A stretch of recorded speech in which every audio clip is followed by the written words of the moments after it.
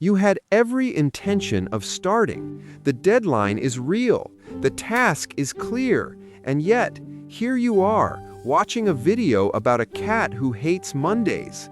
Sound familiar? Today, we're going to talk about why your brain does this and what you can actually do about it. Procrastination isn't laziness. Let's clear that up right now.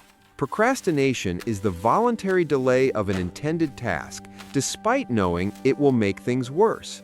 You're not doing nothing, you're often doing lots of things. Just not the thing that matters. Here's what's actually happening inside your head. Your brain has two competing systems. The limbic system, which craves pleasure and avoids discomfort, and the prefrontal cortex, your rational planner. When a task feels hard, boring, or scary, the limbic system wins.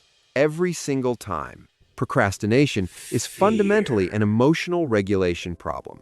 Research by psychologist Fushia Sirois confirms that we procrastinate not to avoid the task itself, but to avoid the negative feelings associated with it. Fear of failure, fear of judgment, feeling overwhelmed, perfectionism.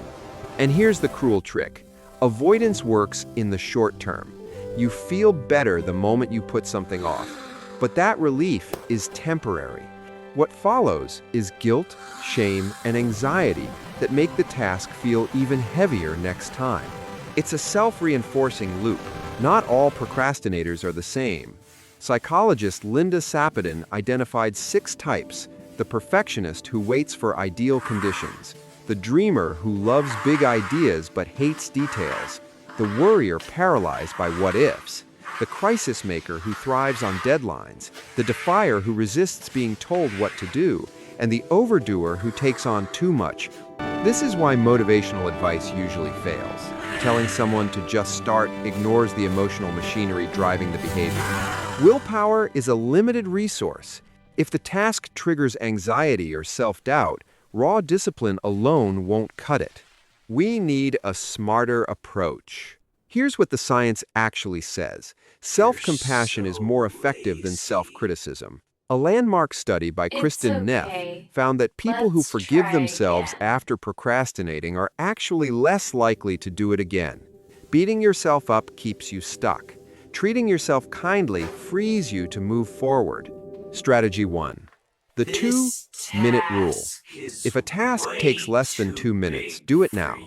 For larger tasks, commit to just 2 minutes of starting. Your brain resists beginnings, not middles. Once you're in motion, continuing is dramatically easier.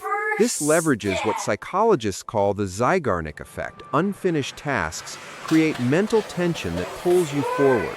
Strategy 2. Temptation bundling. Pair a task you've been avoiding with something you genuinely enjoy.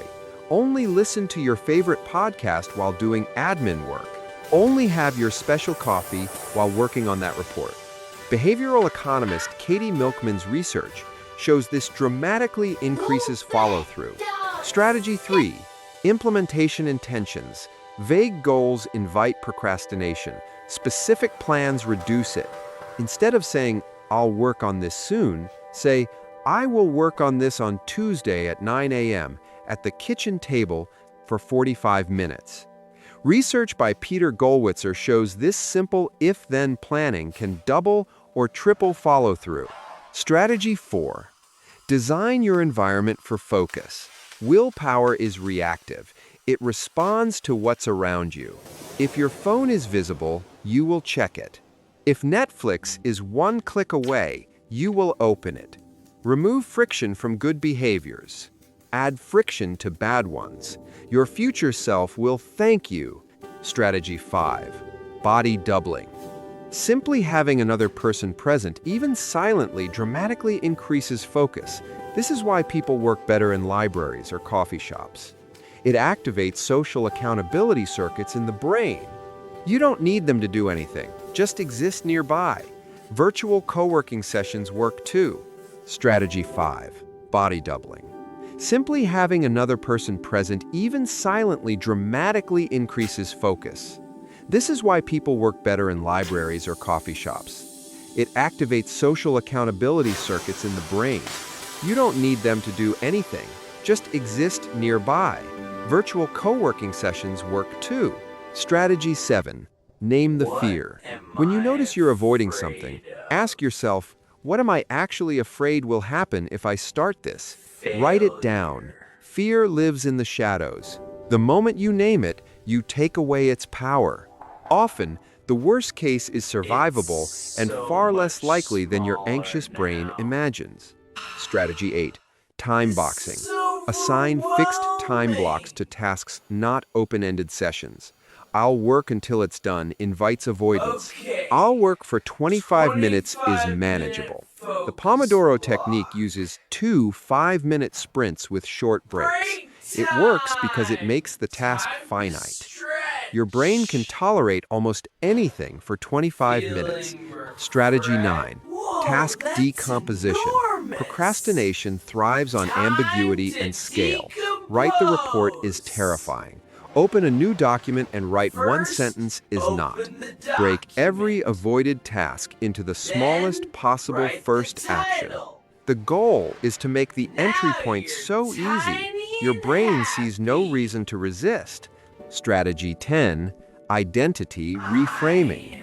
How you see yourself shapes your behavior. If you identify as a procrastinator, you will procrastinate. It confirms who you are. Instead, adopt, I am someone who acts even when it's uncomfortable. Identity-based change, as James Clear explains in Atomic Habits, is the most durable form of behavior change. A compassionate note before we continue. For some people, chronic procrastination is a symptom of something deeper, ADHD, anxiety disorders, depression, or trauma. If you've tried strategies repeatedly and nothing sticks, please consider speaking with a mental health professional. This isn't weakness, it's wisdom. Procrastination also spikes when you're depleted. Sleep-deprived brains have significantly reduced prefrontal cortex activity. Your rational planner goes offline. You can't willpower your way through exhaustion. Protecting your sleep, eating well, and moving your body are not luxuries. They are foundational to follow through. Here's one of the most important mindset shifts I can offer you. You don't need to feel motivated to start.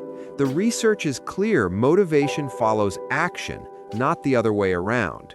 Activation energy is the hardest part. Once you begin, the brain produces the engagement chemicals that make you want to continue.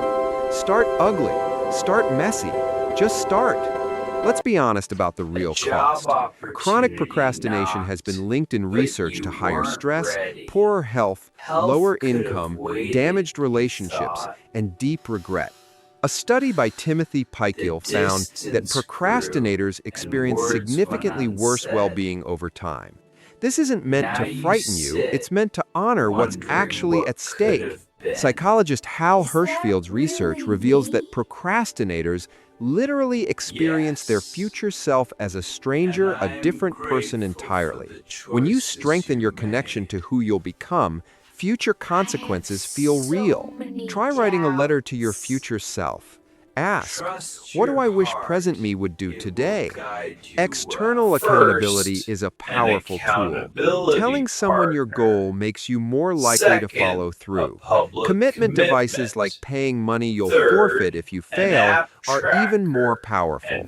Apps like Beeminder, accountability partners, or even a simple weekly check-in can bridge the gap between intention and action. Willpower is finite. Habits are automatic.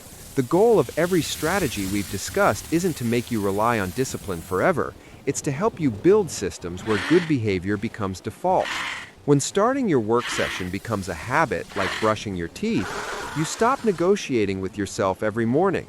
Perfectionism is procrastination wearing a sophisticated mask. Waiting until something is perfect means it often never ships. Psychologist Barry Schwartz calls this maximizing the endless pursuit of the best option that leads to paralysis and regret.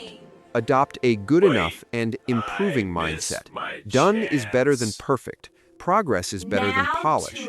Here's your personalized framework.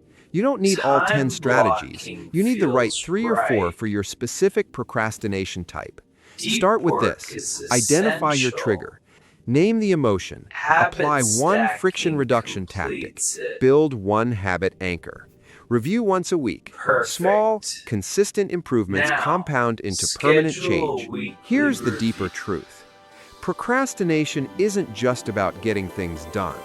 It's about living the life you actually want.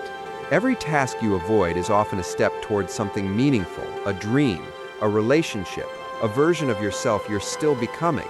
Your time is your most non-renewable resource. Use it with intention. So here's your assignment, Pick the and I mean right one now, thing not you've been tomorrow. Think of avoiding. one thing you've been avoiding.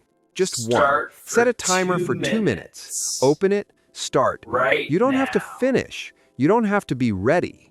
You just have to begin. That 2 minutes changes everything. Your future self is already grateful. Thank you for watching. If this helped you see your procrastination differently, share it with someone who needs it, and let me know in the comments which strategy are you trying first. Subscribe for more evidence-based psychology you can actually use. Until next time, take one step. That's all it takes.